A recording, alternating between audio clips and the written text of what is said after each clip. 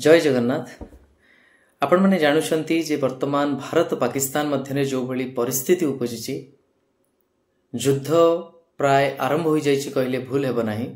या पछरे बहुत बड़ कारण रही। से कारण केवल आपणक नजर रे थिबो जे बहुत दिन धरी भारत पाकिस्तान मध्य जो शत्रुता रही ताहा मध्ये कारण, किंतु मो जानिबारे ता कारण होछि जे जेतेबेले गोटे राष्ट्र तार निजर विफलता पाई बा निजर जे कोनोसी भी क्षेत्र रे तार जो पोटेंशियल रही सेटा अचीव न करि पारी जदि ईर्षान्वित होई आउ गोटे राष्ट्र को दायी करिवो आ से राष्ट्रर विकास रे बाधा देवा पई विभिन्न एई भली षडयंत्र रचना करिवो, जे भली कि आपण जानिछंती टेररिज्म हो बा अन्य कोनोसी भी धार्मिक आधार रे बा अन्य कोनोसी आधार रे जेतेबेले डिसरप्शन करिवा पई प्रचेष्टा करती ताहा केवल जे से राष्ट्र विरोधी ता नुहे बरं ताहा संपूर्ण मानव जाति विरोधी बा आपण कहि परिबे विश्वर शांति को व्याघात कला भलिया से शक्तिर कार्य होता है।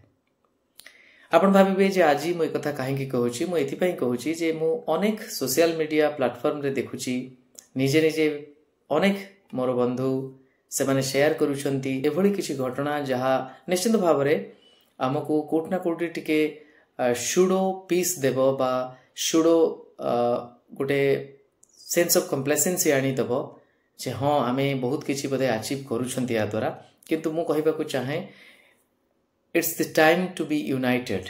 आमे समस्ते एक हेक रहिबा। ए जो युद्धर परिस्थिति उपजिछि सेटार लक्ष्य जदि आपण देखिबे से लक्ष्य होछि शांति प्रतिष्ठा। ये होछि सेही राष्ट्र भारत जे केबे भी कौनसी अन्य एक राष्ट्र को अकुपाई करिवार मानसिकता रखि न थाए। आमर देश को नहीं आमे गर्व करिवार आवश्यकता रही ताहा केबे भी मानव विरोधी होई न थाए बा केबे भी वायोलेंस सृष्टि करिबा, टेरराइज करिबा बा कहार क्षति करी निजे उन्नति करिबा ए भली मानसिकता ए पुण्यभूमि भारत रे नाही। सेथिपाई जदि युद्धर आवश्यकता पड़ी सेटा केवल एथिपाई टू रिटालिएट, कहीं हजार हजार कोटी टंका खर्च होउची प्रति वर्ष। भारत तार जो भी डिफेंस सिस्टम रही ताकू अपग्रेड करी चली, कारण आपण समस्त जानिछथि शांति प्रतिष्ठा पाई नीरवता अवलंबन कले हबो नाही। जेतेबेले कोनोसी भी शांति प्रचेष्टा शांतिपूर्ण भाव रे सफल हुए नाही, सेतेबेले एई भली मुहतोड़ जवाब रो आवश्यकता पड़ी थाए। ये जवाब दबार समय मु एतिकी कहबाकू चाहे मोर जो माने भाई भूणी माने देखुथिबे जे ए समय रे आमे सेलिब्रेट करिवार आवश्यकता नाही। काहेकि ना आपण भी जानिछंती जे जो व्यक्ति विशेष एतिरे हताहत होउचंती मृताहत होउचंती से केही भी होंतु ना कहेंगे पाकिस्तान नागरिक होंतु बा इंडिया रो, निश्चित भाव रे सेटा बहुत बड़ क्षति। से अपूर्ण क्षति अनेक परिवार रे होउची।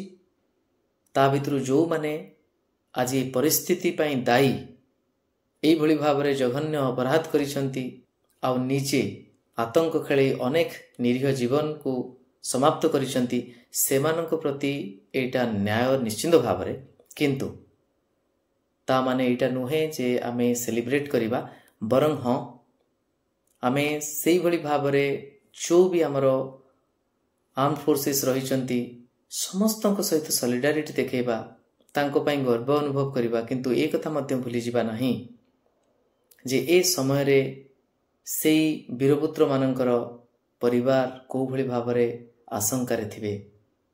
आम पई एटा खुशीर मुहूर्त केबे भी हवा कथा नाही, काइना युद्ध केबे खुशीर समय नुहे।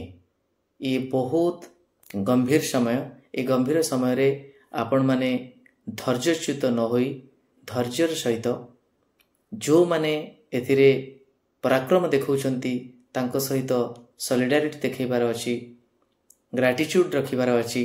ठीक सेही भली भाव रे एही समय भितरे जो माने आम समग्र राष्ट्रर स्वार्थ रक्षा पाई सुरक्षा पाई प्राणबली देउछंती से जने सिविलियन हेउना काहेकि तांको प्रति मध्य आमर गभीर श्रद्धांजलि रहिबार आवश्यकता रही। तेणु केबे भी युद्ध व्हाट्सएप रे बा अन्य कोनोसी सोशल मीडिया प्लेटफॉर्म रे पराक्रम देखैबार नुहे बा एइभଳି भाबरे विभिन्न सोशल मीडिया मेसेज माध्यम रे आमे एटा देखैबा कथा नुहे जे आमे केते बलशाली, बरं ए कथा निश्चित भाबरे गंभीर विषय। जहाँ भी तथ्य रही अन्य मानक पाखरे पहुँचैबार अछि, संवेदनशील करिबार अछि, किंतु मने रखिबार अछि जे ए समय बहुत गंभीर। ए समय रे आमे केबे भी कंप्लेसेंसी हवा पाई ए बड़ बड़ बाहास्फुट मारिला भली कोनोसी मेसेज स्प्रेड करिबा नाही। निश्चित भाबरे जो न्यूज आसुची, कन्फर्मेशन आसुची, आम पराक्रमर परिचय दउची, निश्चित भाबरे आमे सॉलिडारिटी देखैबा, किंतु मिछ अपप्रचार रु दूरेई रहिबा। ठीक सेही भली भाबरे जो माने युद्ध क्षेत्र रे अछंती, जो मानको परिवार तांकर सुपुत्र सुपुत्री माननको युद्ध क्षेत्र रे देखुचंती, केते आशा आ आशंका भितर रहिचंती, से परिवार पय आमे महाप्रभु को प्रार्थना करिबा जे निश्चित भाबरे हमर सेही योद्धा माने सुरक्षित रहंतु। एटा मु अनुरोध करिबे आपण समस्तंकु दया करी एथि प्रति ध्यान दियंतु। ए समय सोशल मीडिया रे लढिबा पय नुहे, ए समय अनेक गुड़िए तथ्य सोशल मीडिया रे प्रघट करी शत्रु पक्ष को सोशल मीडिया रे हरैबा पय नुहे। ए समय प्रार्थनार, ए समय गंभीरतार सहित विचार करिबार, आ ए समय समस्ते एकजुट होई सेही सॉलिडारिटी देखैबार जे ना से माने एका नुहंती, आमे समस्ते एक होई अछंती। आवश्यक पड़िले आमे समस्ते मध्य विभिन्न उपाय रे आमर राष्ट्रर जो सरकार रहिचंती तांको सहित आमे अछंती, सेटा सेमानंकु आमे हृदयंगम करेबा।